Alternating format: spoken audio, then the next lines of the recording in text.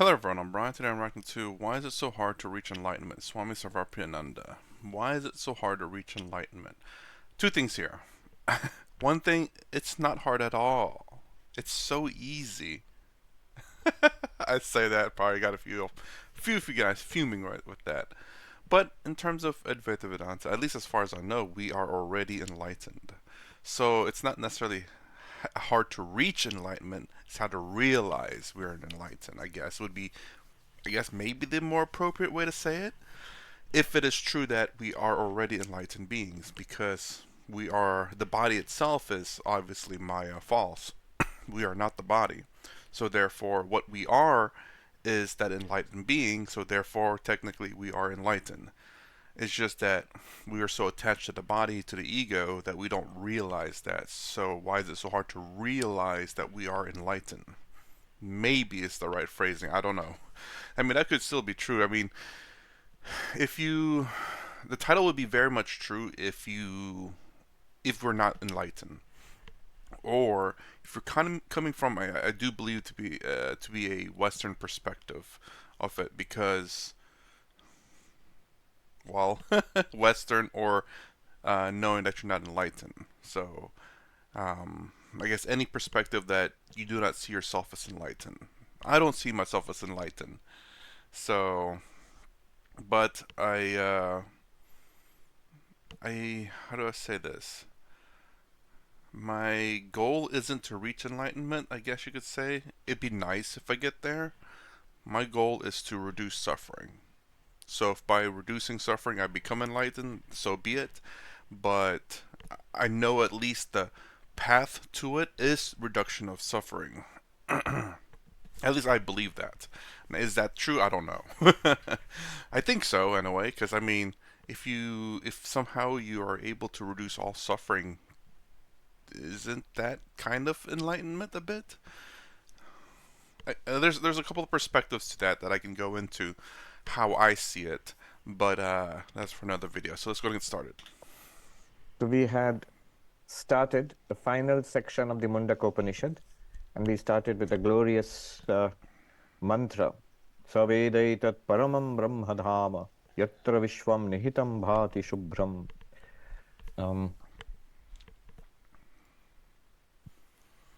The enlightened one has realized the transcendent Brahman. And where is the transcendent Brahman? Right here. Yatra vishwam nihitam bhati shubhram.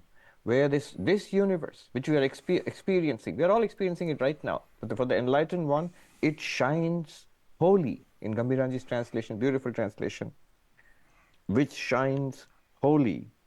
Uh, you see, because it is pervaded by that ultimate reality, because it's Brahman alone shining forth as this universe. It's no longer universe. It's no longer people and places and good and bad. It's one divinity through and through. And it's your own self.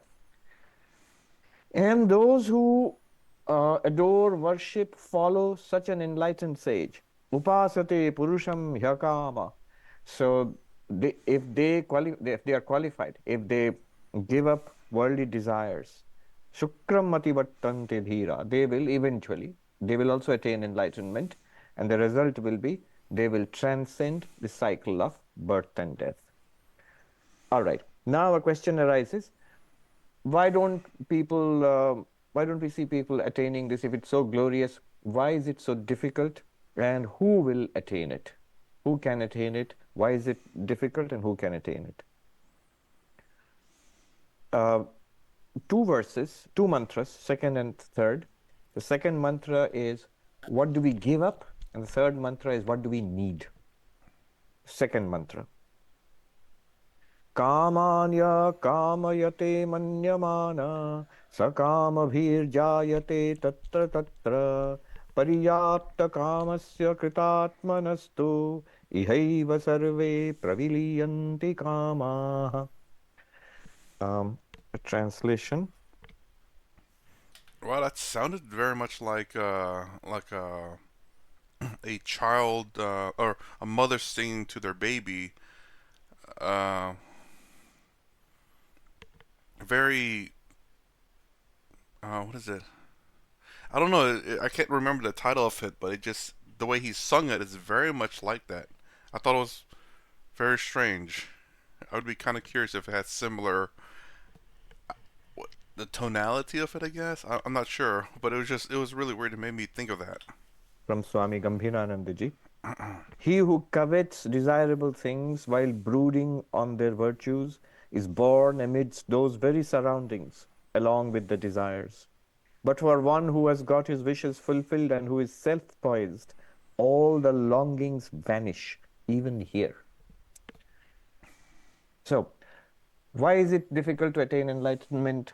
Who can attain enlightenment? And if you do not, what happens? The consequence of not attaining enlightenment.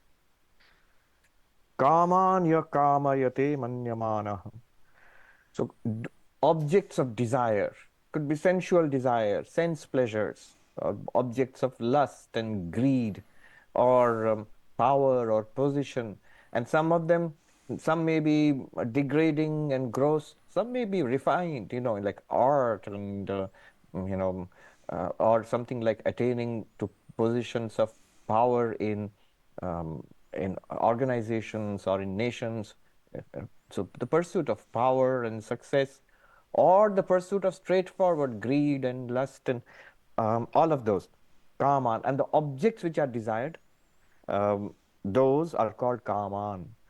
Yah kamayate, those who desire them, those who hunger and thirst after these worldly objects. Why do we do so? It is because we find ourselves wanting, limited. We seek Hmm. satisfaction and we are not satisfied. We are not happy the way we are. And we feel here are those things. If I can add them to myself, I will be fulfilled. Interesting. That is when I thought about that, initially I understood it, but then I thought about it a little bit more, and then I think I understood it a little bit more. And what I mean by this is that he says we are limited, so we seek external things. I wonder if this is a decent translation or decent understanding of it, because we're so attached to the ego and the body. The ego and the body itself is limited. Therefore, we see ourselves as limited, even though we are not. We are not limited itself. Clearly, when you are hungry, you need food. And when you are cold, you need shelter and warmth. You need education, a modicum of company. All of those are there. But our desires are multiplied far beyond the basic minimum. And that's because we seem to have a bottomless pit within ourselves. We need this validation from others. We need this fulfillment which we seek emotionally from others. We hunger like vampires, sucking emotional blood from others. We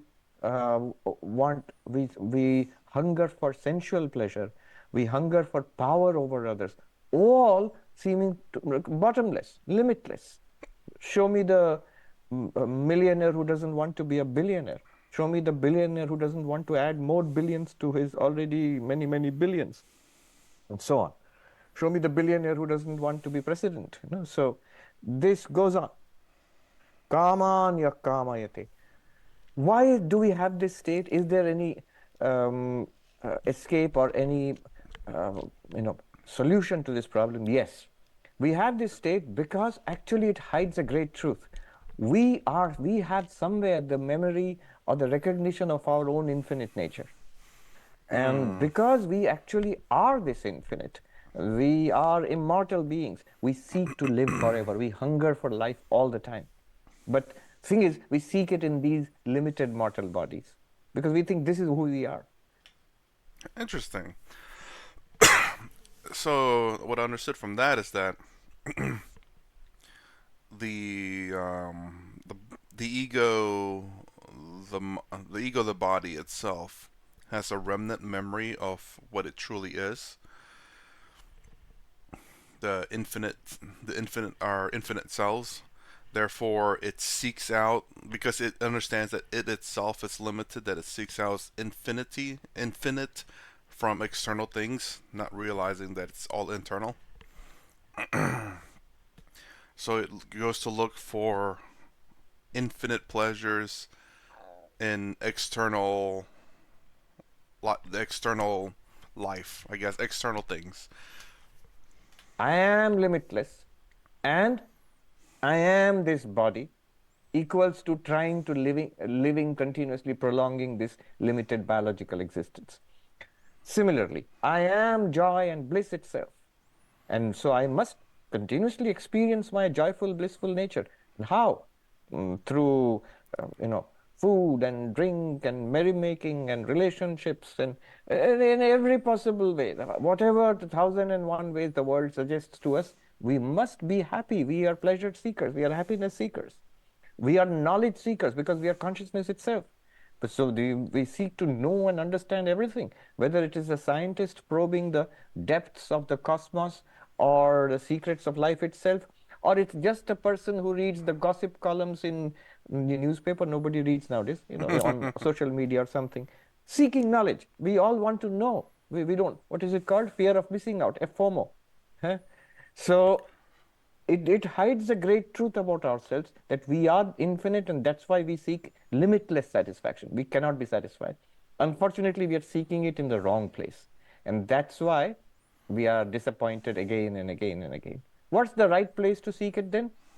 Vedanta has this dramatic thing. You're seeking the wrong place is outside. Right place is you yourself. Inside means you yourself, your real nature.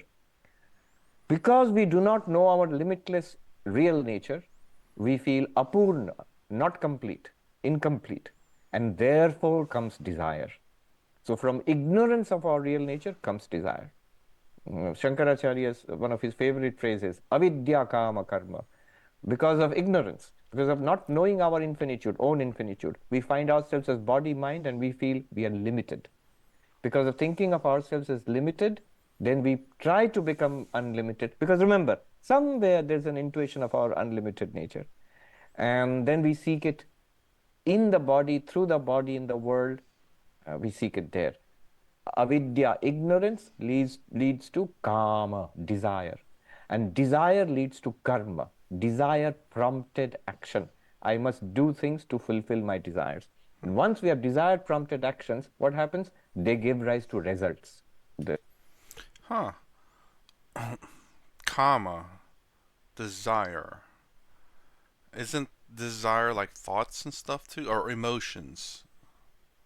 Okay, maybe it's emotions. But emotions usually through thoughts though.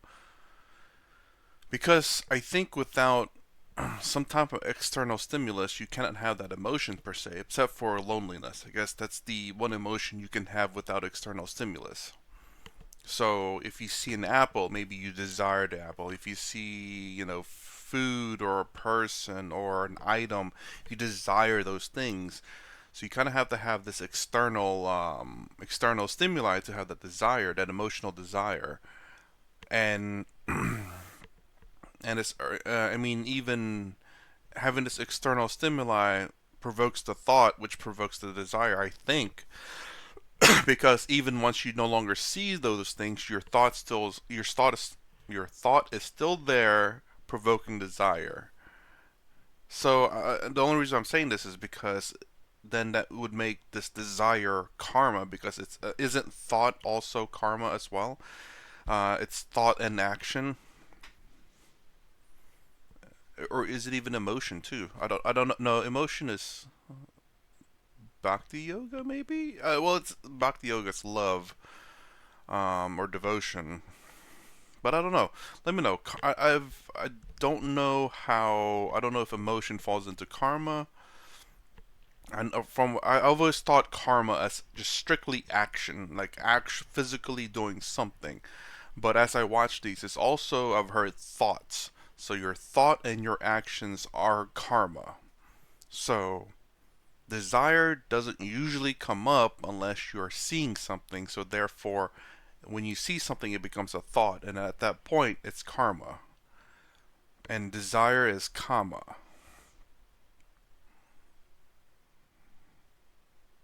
which would I would figure would be karma anyway, because you need the thought there in the first place. But maybe because you can have a thought without the desire, that's the reason why it's not karma initially. I don't know. Let me results know. of karma, and the results are pleasure and pain, and this perpetuates. the cycle. As we get the results, we want to avoid the pain, we want to get more of the pleasure, and we engage in further desire prompted action, and the results will keep coming, and we are pushed from one lifetime to another lifetime, because the results, we have to get the results of our own karma, and that gives rise to newer and newer embodiments. He'll talk about it. So kama bhir jayate tatra tatra. Because of those very results, because of those, that karma which has come from desire, kama means because of being prompted by desire, that one is born there and there with those and those results. What does it mean? Whatever we desire and we work for it, we will actually get it. Swami Vivekananda says, do not desire anything because you will get it. That sounds great, right? The universe is a desire fulfilling machine. It's our cosmic Amazon Prime. Whatever we want throw out into the universe, we'll get it. Yes, but it's also a terrible machine. I remember reading Houston Smith, I mentioned this earlier. He says, one way of making sense of Hinduism is telling us you can have whatever you want. But that opens up the great, great and primeval, ancient, even more ancient than ancient, primeval question. What do we want? And it's a terrible question. Remember reading all those stories in every culture of gods or demons or the jinn appearing from the magic lamp, whoever, every culture has these stories of supernatural powers appearing before you and asking, what do you want? And none of those stories end well. None of those stories end well. All of them will say what we want, and you get them and you get into trouble. None of those stories also have this, I don't want anything. That would have been interesting. I don't want anything. Vedanta says it's because we want these things, we will get them. And we prolong this limited existence, lifetime after lifetime, being whirled around and trying to fulfill ourselves from fill this bottomless empty well within ourselves from the limited world. When we studied economics, we always learned that economics is the science which tries to satisfy unlimited human wants with limited resources. So, Okay, so I took two things from that actually. I thought whenever he was saying that when you ask what you want, you'll get it. And what I thought of that was that when you ask for something, you'll get something. It's not exactly what you always want. It could be suffering, but you still get the item that you want, but you don't realize that the item that you want is causing you suffering. And which he goes on with the stories about, like, all these stories about the, magic lamp, or the movie stories essentially, where, like, the Wishmaster is a movie where they grant you your wish that you want, but there's a consequence, there's a sacrifice to it, there's a suffering to it that was, you didn't know about, or don't realize, or whatever the case may be. With I guess the something I generally believe now too is that everything has a cost. So when you get what you want, there's a cost to it. Uh, so, and then he goes on to say the second part, which is the second way of understanding it, was the fact that I guess that's the reason why you're always reborn, is because you're constantly trying to satisfy this desire that's it's a bottomless pit. You can never satisfy, but yet you continue to be reborn in this world to continually try to fulfill. So it's kind of like you're stuck here because you're constantly being reborn in this cycle over and over and over and over, fulfilling this torturous task because it's a task that can never be fulfilled. And you're constantly looking externally for this fulfillment.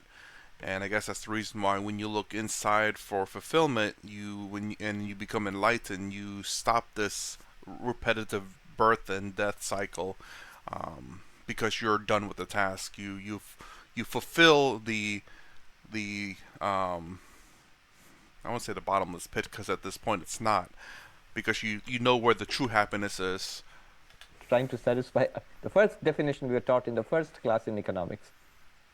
It's impossible. Unlimited human wants with limited resources. And it goes on. So, what will be the results of kama bhir? Prompted by these, we act, and the results of action lead us to being born again and again in different worlds, in different lifetimes. And these, remember, these desires are of two types. Shankaracharya will say, Drishta, Adrishta. Drishta means seen, uh, money, success, sense pleasures. All these are seen. Family, children, these are seen, power. And Adrishta is and the unseen, promised by religion. So the Vedic religion, the Karma Kanda, which precedes the Upanishads, it promises a variety of heavens. Lead a pious life, perform the Vedic rituals, and after death, you will go to a heaven of your choice, whatever you have earned by your Vedic merit. And so there also, what will you get? More pleasures, more limited happiness, which you will keep getting again and again. So you will be born tatra tatra, there and there. Where and where? Wherever you have imagined and worked for, not just imagined. Economics again, it's interesting. Mm-hmm. Demand, the next thing we were taught, demand. What is demand in economics? It's different from the demand which we have in day-to-day life. Demand is the desire for a thing and the ability to pay for it and the intention of paying for it, the willingness to pay for it. So desire for a thing. We have the desire Mm. for many, many, many things. Go ahead and fulfill it. Now you can, with one click, you can fulfill your desires. No, but it's expensive. It's not free. So I must have the ability to pay for it. That also is not enough. I have money and I have this desire, but I won't pay for it. I won't pay for it. So because it's too expensive. So you must, that still does not constitute demand in the sense of economics. Economics demand is you must want it and you must have the ability to pay for it and you must be willing to pay for it. Then it becomes demand and the providers, the suppliers are interested in you in that case. Similarly, the Vedic thought was you must have a desire and the ability to work for it and the willingness to work for it. Then you will get the result of that desire. But that just perpetuates our limited existence. You will be born in this world and in other higher worlds later on. And those everything will come to an end. And you come back again to this world to generate further karma. And that is only assuming we have good karma. If we have bad karma, then we will not get what we want. We will get suffering. We will get kicks and blows in life, pain in life. Pleasure in life, what we want will be satisfied if we generate enough good karma. If we do not generate enough good karma, pain in life. And then we'll be born in lower worlds. He's not talking about that. He's talking about if you have good karma, this world, higher worlds, again back to this world. None of it is very spiritual. It's all very worldly or otherworldly, but still worldly. Then he says, Manyamana. How does this happen? Manyamana. Gambhiranji says, brooding over it, contemplating it. Bhagavad Gita, it talks about the second chapter. How do we come, spiritual seekers come to grief? How do we crash and burn? It says, Dhyayato Vishayan Pungsa, thinking about these desirable things, things of the world. That's what advertising wants to do, It wants to, to take up space in our mind. So thinking about it, then what happens? Sangasteshu pajayate, sangat sanjayate kama, kamat krodho vijayate, krodhat bhavati sammoha, sammohat smriti bhangsha, smriti bhangshat buddhinasho, buddhinashat pranashyati. Eightfold step, eightfold. Like Ashtanga Yoga or Ashtanga Marga of Buddha or Ashtanga Yoga of Patanjali, there's an eightfold step to destruction, not to yoga or enlightenment. It's an eightfold step to destruction. What happens? This is what he says, Manyamana. First, it starts with what is occupying our minds and think about it. And you think about it in a good sense that this is nice. It would be nice to experience this. It would be nice to go there, nice to have this gadget. Nice to see this movie, and so on and so forth. Then what happens? Next, Sangha, an attachment grows. We notice we tend to repeat those thoughts. So think about it. After some time, attachment, stickiness grows with those patterns of thinking, of wanting. Then Sangat Sanjayate Kama, a desire. So desire of what kind? Demand in the economic sense. I want it. I'm willing to pay for it or work for it. I have the capacity to get it, and I am willing to pay for it or work for it. So karma, it becomes an expressed desire. When that desire is frustrated, suppose somebody or something prevents me from fulfilling my desire, immediately all desire frustrated leads to anger.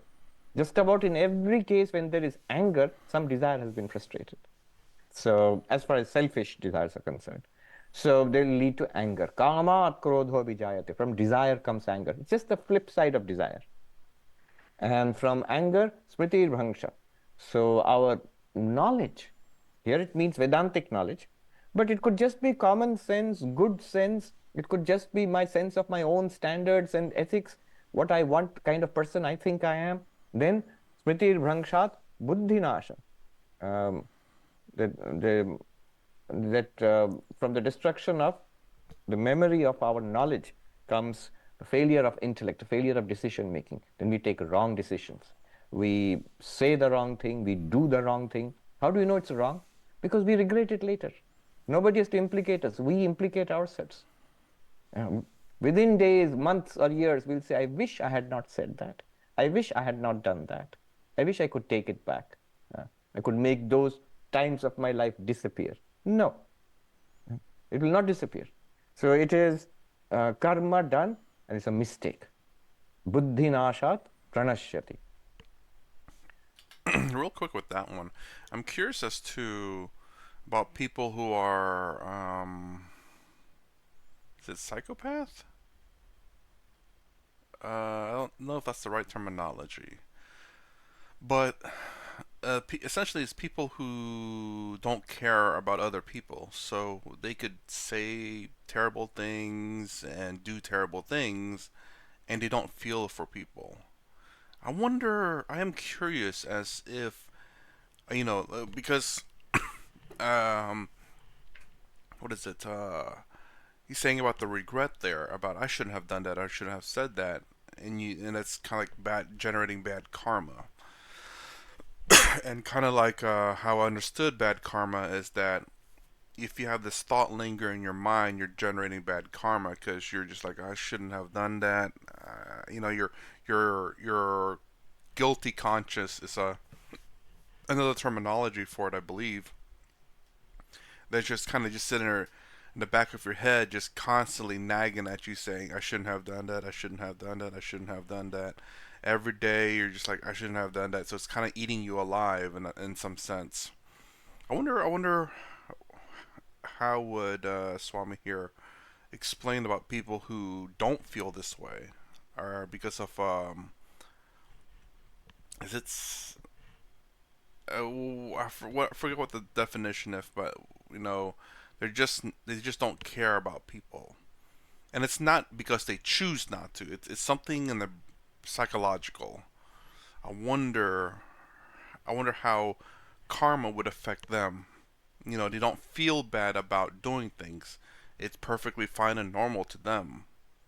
So, can we say they generate negative karma?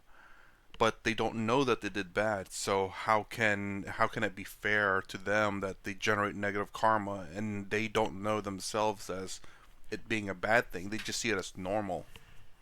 So delusion from kamat sanjayate, krodhat bhavati sammoho. From anger comes a fog of delusion. From a fog of delusion, our memory of understanding and memory are obscured.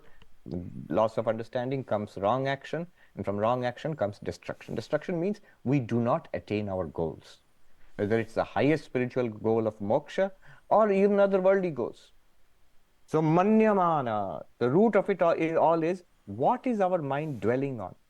What is going on in our minds? In contrast, who will get liberation? Paryapta kamasya kritatmanastu ihaiva sarve pravilyanti kama. The one who is paryapta kama, who has given up all worldly desires and who is fulfilled by the self in the self. Or if you are devotee, is fulfilled in love of God. We do not need anything external to fulfill us. Our engagement with the world is only solely, it could be just for the maintenance of the body. It could be just an expression of our enlightenment, or it could be for the welfare of others, but no particular selfish end is there. Vivekananda says, don't extend the tentacle of selfishness. Don't extend the tentacle of selfishness, that trying to draw in like a squid or an octopus something from the world. And like an octopus, we extend all 8 tentacles towards the world and trying to draw in things from the world. Don't do that. The paryapta kama, the one who is completely fulfilled the joy of the self, of the self, capital S. Kritatmanaha, the one who has attained enlightenment.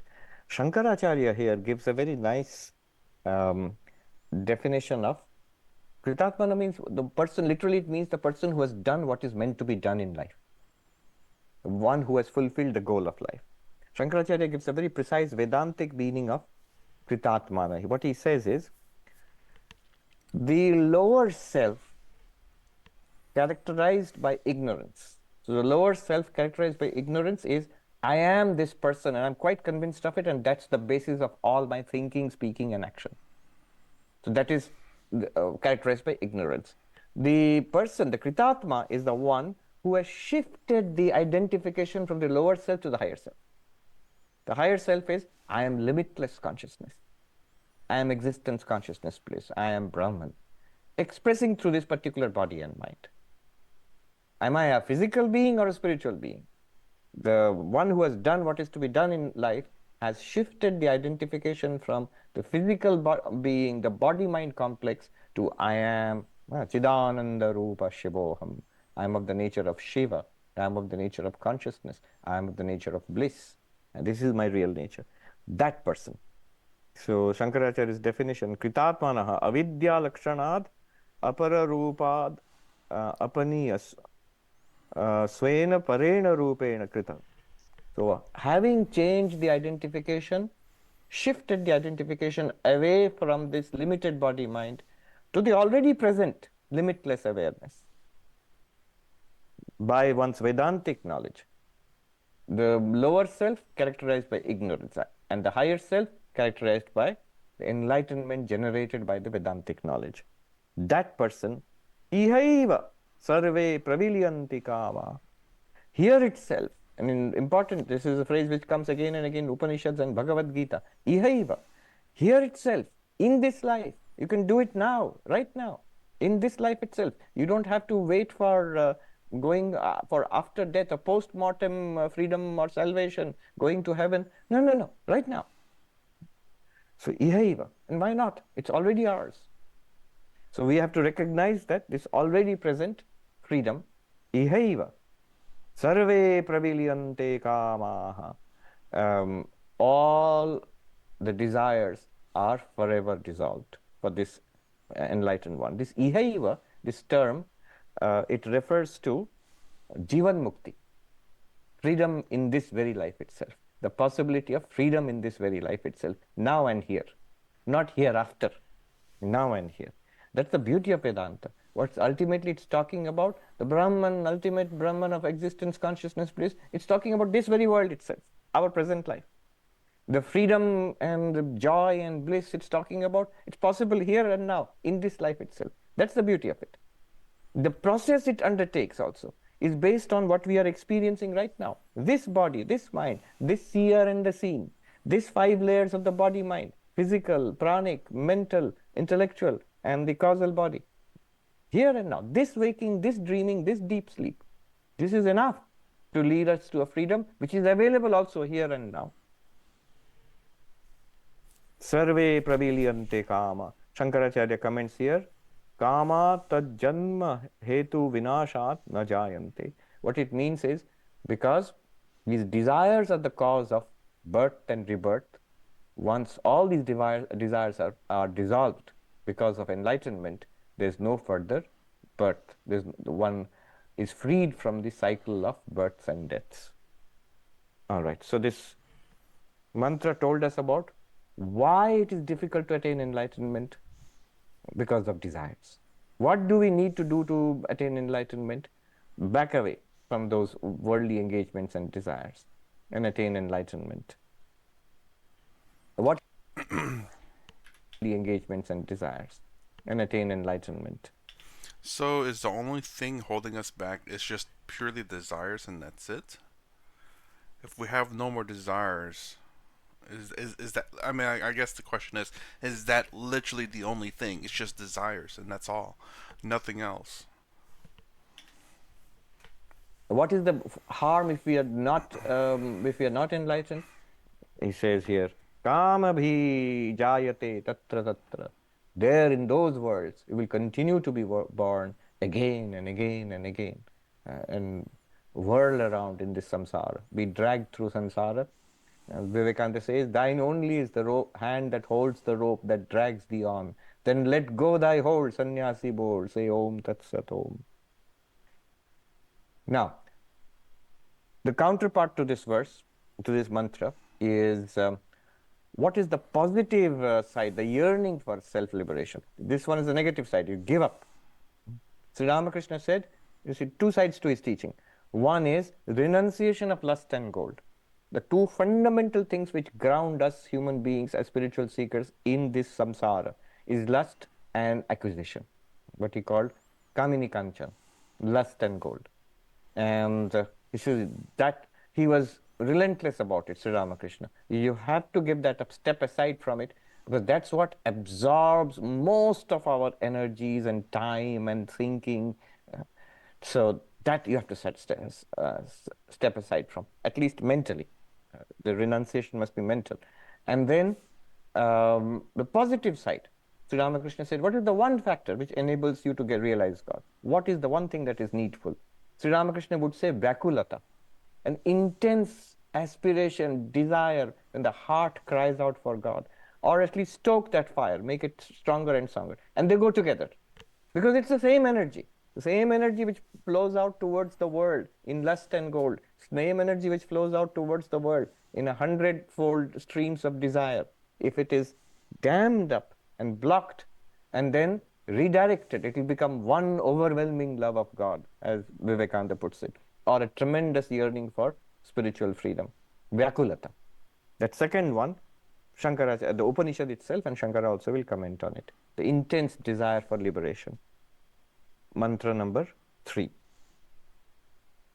Nayamatma pravachanena labhyo na medhaya na bahuna shrutena yame vaisha vrinute tena labhya tasyesha atma vivrunute tanum swam. Another one of those very important Mundaka mantras. In the translation is, this self is not attained through study, nor through the intellect, nor through much hearing. The very self which this one, the seeker, seeks is attainable through that fact of seeking. This self of his own, the self of his reveals its own nature. All right, we have to unpack this one. The core message here is, the mantra says, none of these practices which we undertake, pravachana, pravachana, of course, is a word very common in Indian languages, which means a religious discourse, a spiritual discourse. Specifically, Shankaracharya here limits the meaning to Vedadhyayana, study and chanting of the Vedas. So lots of Vedic studies and chanting, regular chanting, which the traditional Brahmins used to do, some still do. Will that help you to become enlightened? No. And the Americans would say, nope. Then Medhaya, a sharpened and purified intellect. Medha is intellect. And in Upanishads, it means a purified and sharpened intellect, which will enable us to grasp the subtle truths or the subtle teachings of the Upanishads. So Medha, will that help us? It's highly recommended across the Upanishads. He says, nope, that won't help. Na bahuna shrutena, not through much hearing of Vedanta talks. You hear loads and loads of YouTube lectures. Shruta means hearing, and you can extend it. The method of becoming enlightened, again and again, we have been told in Vedanta, is Shravana, Manana, Nididhyasana. So here Shravana is referred to, and of course, you follow it up with Manana and Nididhyasana. Hearing, contemplation, or reasoning, hearing, reasoning, and meditation. That's supposed to give us enlightenment. He says, no. It won't. Really, really, what is at the core of it is the way the language is given here is Yame Vesha Vrinute Tena Labhya Tasyesha Atma Vrinute Tanum Swam. Who will attain to enlightenment? Who will get self-realization? It says the self reveals, Atman reveals itself to the one it chooses. The Atman reveals itself to that seeker whom the Atman chooses. Now, that language is good for the dualistic devotional interpretation, where it's talking about God. Who will get God realization, the vision of God? Whomever God gives is gracious upon by the grace of God, God chooses to whom. You can only pray and surrender and so on and so forth. But in the case of Vedanta, the self-knowledge, it becomes a little peculiar, this kind of uh, you yourself will reveal yourself to whomever you choose. What does it mean? What it means, Shankaracharya explains. The self reveals itself to whom? Shankaracharya Itself. says here in his commentary, to the one who chooses the self. Upanishad says the self reveals itself to the one it chooses, the self chooses. The Atman reveals itself to the one the Atman chooses. Now the question is, whom will the Atman choose? And Shankaracharya says, the one who chooses the Atman. We have to make this decision, not once, continuously, to choose self knowledge, self realization, God realization, whatever we call it, above everything else, all the time, consistently. This is what I want. This is what Sri Ramakrishna would call Vyakulata, a tremendous thirst and eagerness for God realization. Now, notice two sides of it. One is the giving up side of it, which we saw in the earlier verse, giving up worldly desires. Otherwise, you'll be caught in the whirl of worldly desires and pulled down into worldliness. The second one we see here, the other side of the coin, is the intense yearning for God realization or self realization. What does that mean? I choose self realization. Then the self will reveal itself to me. The language is very interesting. Yamevesha vrinute. Whoever who chooses this self, it's to that one, the self will reveal itself. Self will reveal itself to whoever it chooses. Who will it choose? It will choose the one who chooses it. The Atman will choose the one who chooses the Atman. That means we must want the Atman, and it must be a genuine wanting, as revealed in our stepping away from worldliness. And it's not very difficult to see, because any human project, you want a great degree from an Ivy League college or something like that, and then you must make sacrifices for it. If you say, I am going to party and go on vacations and spend time with my friends and so on and so forth, and study maybe when if I have time, well, you will not get that degree. Look at the way the athletes train.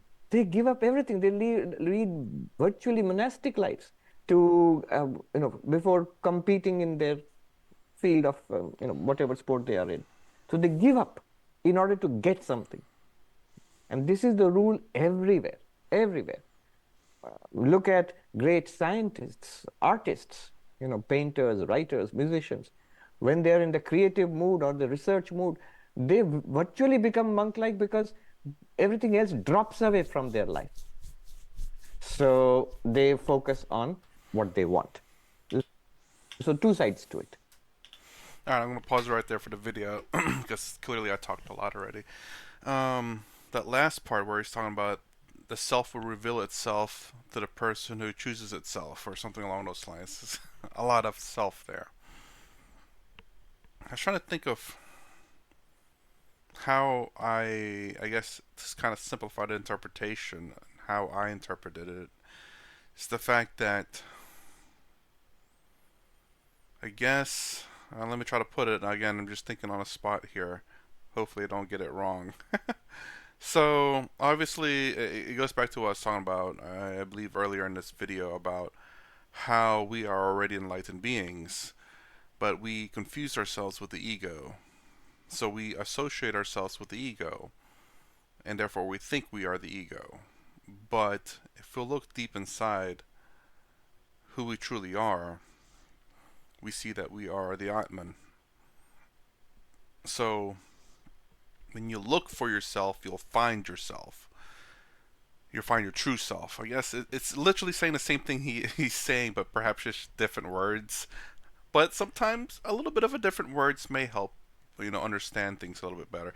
Again, that's the reason why I watch a whole bunch of different gurus and swamis, because their interpretation, the way they frame the sentence and stuff, will help me better understand. So when you genuinely try to find yourself, if you try hard enough, you'll eventually find your true self. Because right now, what you see as yourself is not your true self. It's your ego. That's all it really is. So and this is basically a very simplistic version of interpretation of what he's saying, but you see yourself as the ego. You don't know that you're the ego. You think you are who you are, but in reality you're not. But when you truly, genuinely seek yourself, you'll end up finding yourself. I think it's kind of weird that he put that you'll choose yourself, which I don't know if that's the right way to say it. I mean, he is definitely the person that you should definitely be listening to, not me. But it just, to me, it seems more like when you genuinely seek for yourself, you will find yourself.